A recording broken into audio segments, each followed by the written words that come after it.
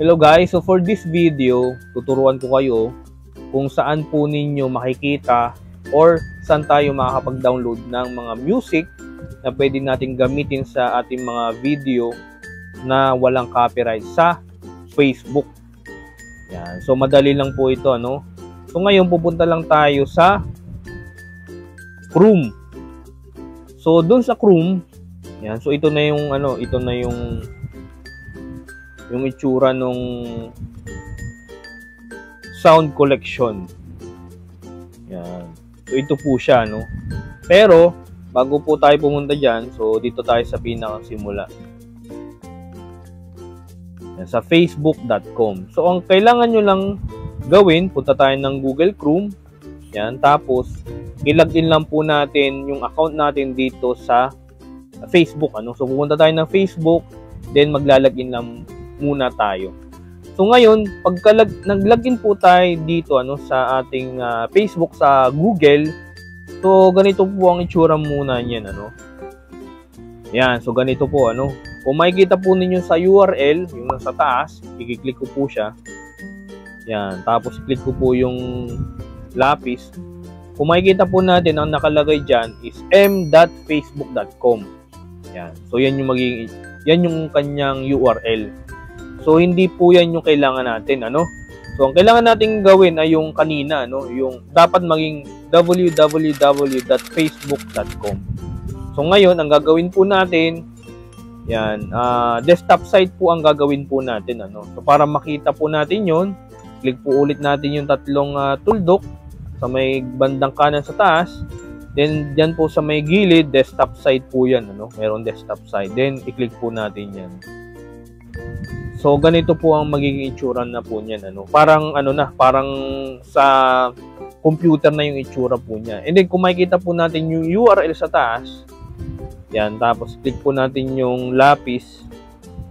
Yan, makikita po natin www.facebook.com. So dapat ganyan po ang kanyang URL. So ngayon pagka hindi po ninyo pagka hindi ganyan yung itsura, so kahit naka-desktop site, so ang gawin nyo lang po is, i-type nyo lang po yung URL, yan, i-type nyo lang po yung www.facebook.com. So ngayon, pag nandito na po tayo, para makapunta po tayo dun sa sound collection, ang gagawin lang po natin, i-click ulit natin yung URL, click natin yung lapis, yan, tapos, i-type po natin dyan is slash, yan, sound / collection. Yan. Tapos, enter or go. Yan. So, automatic po, mapupunta na po agad siya dun sa, yan, sound collection. So, dito po natin matatagpuan yung mga sound na pwede nating magamit sa Facebook, yan, sa profile or sa Reels, na kung saan wala po siyang copyright. Yan. So pwede tayong mag-download dito, ano. So kahit anong mga sound ang gusto nyo, yan, meron po dito, ano. Yan. So meron po yung iba't ibang genres, ano.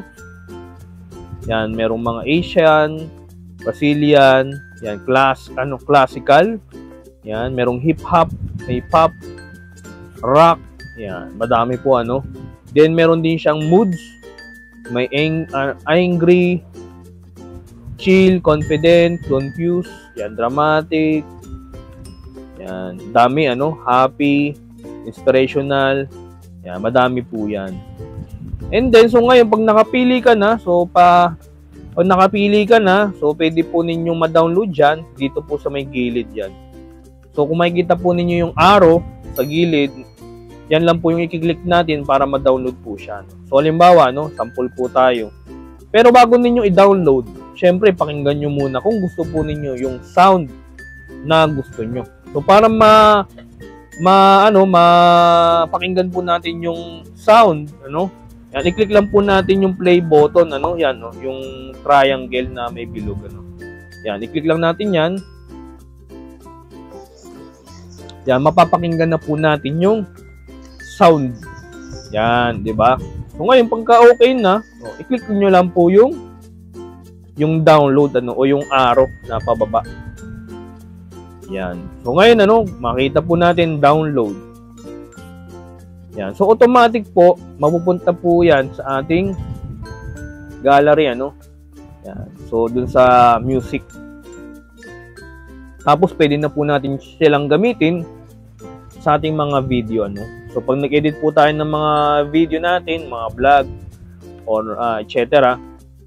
So pwede po nating ilagay po 'yan. So wala po siyang copyright from Facebook. So ganun lang po kadali na mag-download, and ganun din po kadali na pumunta po dito sa ating sound collection sa Facebook.